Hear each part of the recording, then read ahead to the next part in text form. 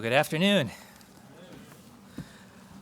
Let's turn over to Lamentations 3. Lamentations 3. Actually, it's the passage that inspired the song we just sang, Great is Thy Faithfulness. I don't know if Mr. Werner intended that or not, but that's where we're going today. When we experience tragedy in life, we can fall into a couple of ditches. One is that we might get angry with God. We might try to give God the silent treatment, in a way, as if we could.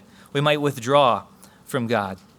Or we can go a different direction. We might slip into kind of a stoic denial of what's happened, that we actually have a problem. And we might find ourselves saying, well, maybe I should just be thankful for everything that's happened before. And what right do I have to complain? And we might end up for a while in kind of a daze where we're praying empty words of praise that we don't really quite believe. We can fall into these ditches sometimes, but sometimes what we need to do is lament. And the point that I'd like to mainly leave you with today is that God can handle our complaints. God can handle our complaints. Sometimes we need to lament. So Lamentations 3, of course, there's a big difference between what we go through and what Jeremiah is talking about here in Lamentations. This book is documenting a key moment in history. It's documenting this moment where God's curses in Deuteronomy 28 are being fulfilled. There's a collapse of society. The country is failing. The city is failing. Families are failing. The economy is failing. There's suffering. It's most of all the temple. The temple is destroyed. And it's just like, this is the end of the world right here. But there are things that we can relate to in it. Lamentations 3, I'm going to read the first 12 verses here. This is Jeremiah, who up to this point has sort of stepped into different voices. He's stepped into the voice of the city as a woman, as an observer, different perspectives. Here, most people think he's stepping into the voice of an everyman, or sort of the whole city or nation as a man. And he writes this in Lamentations 3. I am the man who has seen affliction by the rod of his wrath. He has led me and made me walk in darkness and not in light. Surely he has turned his hand against me, time and time again throughout the day. He has aged my flesh and my skin and broken my bones. He has besieged me and surrounded me with bitterness and woe. He has set me in dark places like the dead of long ago. He has hedged me in so that I cannot get out. He has made my chain heavy. Even when I cry and shout, he shuts out my prayer. He has blocked my ways with hewn stone. He has made my paths crooked. He has been to me a bear lying in wait, like a lion in ambush. He has turned aside my ways and torn me to pieces. He has made me desolate. He has bent his bow and set me up as a target for the arrow. Now, it's not immediately obvious, but many Old Testament scholars have looked at this passage and noticed that it is built on the metaphor of a sheep and a shepherd. And what's the most famous passage of a sheep and a shepherd in the Bible? It's probably Psalm 23. Most likely. And what this passage gives us is kind of a reverse version of Psalm 23. In Psalm 23, the good shepherd settles his sheep in green pastures and leads them in still waters. But here, this man is driven away by the shepherd and forced to walk in dark places and does not see light. The good shepherd restores my soul, or renews my life, you could say. But here, he has aged my flesh and my skin and broken my bones. A good shepherd leads his sheep along right paths, but here he has made those paths crooked. A good shepherd protects the sheep from attackers, and even as they walk in the darkest valley. But here he is the attacker. He is a bear waiting in ambush, a lion in hiding. A good shepherd, you would expect them to raise their bow to defend the sheep against a predator. But here he bends his bow and targets the sheep himself. In Psalm 23, I fear no evil, for you are with me. But here we read, even when I cry and shout, he shuts out my prayer. The rod of the good shepherd comforts his sheep. Here the man is beaten by the rod of his wrath. In Psalm 23, I shall not have need of anything. I shall not want. He anoints my head with oil. My cup runs over. Here he left me desolate. Surely goodness and mercy shall follow me all the days of my life. Here, surely he has turned his hand against me time and time again throughout the day. Psalm 23 describes dwelling happily in the Lord's house. But here the man has instead been walled into a tomb, trapped and weighed down with his chains. That's a heavy prayer, isn't it? That's an intense complaint to God.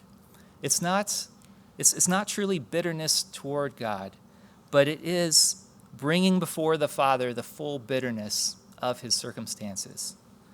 It is quite a heavy prayer. And in the case of Jerusalem, of course, there was great sin. It has many allusions to Deuteronomy 28. And so this is the document that proves that God was going to make good on those curses as well as the blessings in Deuteronomy 28. So there is an awareness of that on the part of Jeremiah, right, writing in this section. He's not speaking as an innocent victim, and yet he grieves just the same. And our own grief that we go through and things that happen to us when tragedy befalls us, they're not necessarily the result of a specific sin sometimes. They're maybe not our sin, maybe not somebody else's sin, yet we still grieve just the same, and that they can still make God feel distant at times. But songs like this, that we have them in the Bible, they show us that God can handle our grief. He can handle our grief. He can handle our hard questions. And those questions can even form the basis for growth.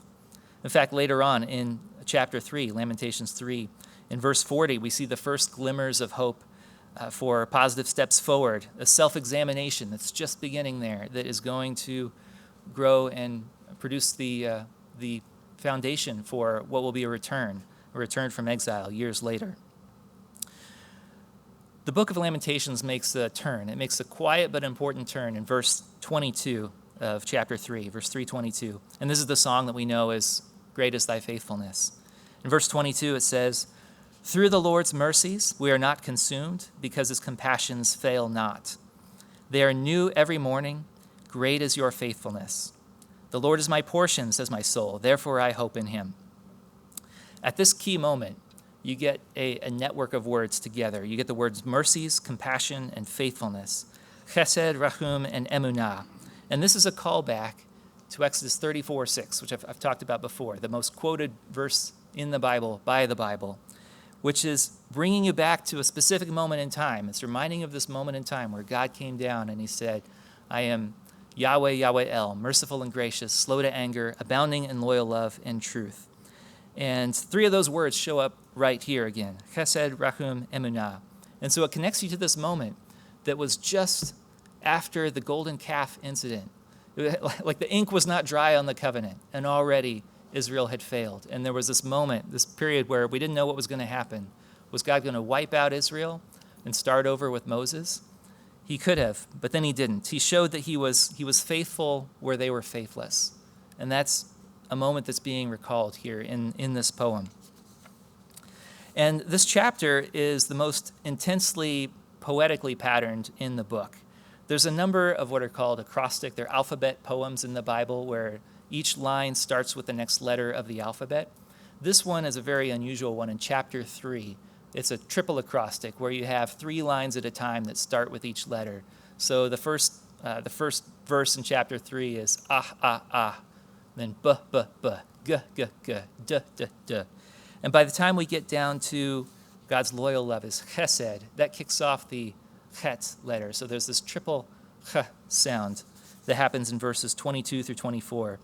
Chesed, the Lord's, through his chesed we're not consumed. Chadashim, new they are every morning. Portion of mine the Lord is, which is the word chelki.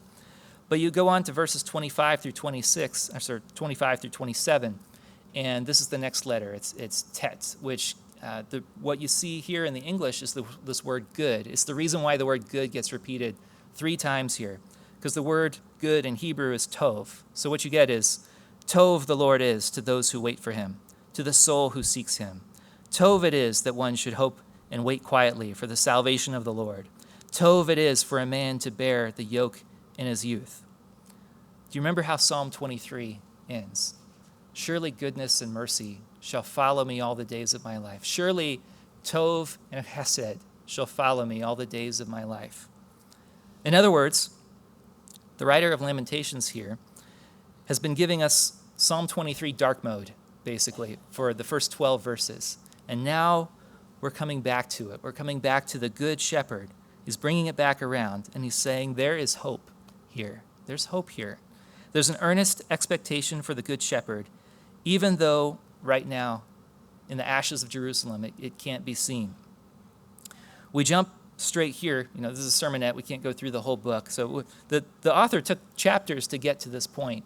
And when you're going through lamentation in your own life, it can take weeks to get to this point where you see the ray of light. It can take months. It may even take years in some cases. But there is this point that we need to get to, and it doesn't end the grief. It doesn't end the grief, but the healing can begin when we get to this point. One day, Jeremiah is going to be resurrected. He lamented over the temple falling, and he will know one day, he's going to completely know how God himself came to earth, tabernacled with men, and that there was another temple that fell and was raised in 3 days and 3 nights so that we could all become the temple where God dwells. Can you imagine when Jeremiah sees the fullness of that, what he'll think? So for us, sometimes we're not okay. Sometimes we're not okay.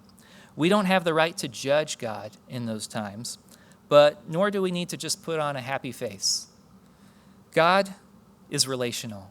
He's relational, and that means that he would rather have our real complaint than our empty praise. He can do a lot more with the first than he can with the second. A third of our psalms in the Bible are laments. They're here for us. There's going to be a time when God wipes away every tear, and until then, we can take comfort, and we can find comfort in the process of using these psalms. There's comfort to be found in the practice of lamentation.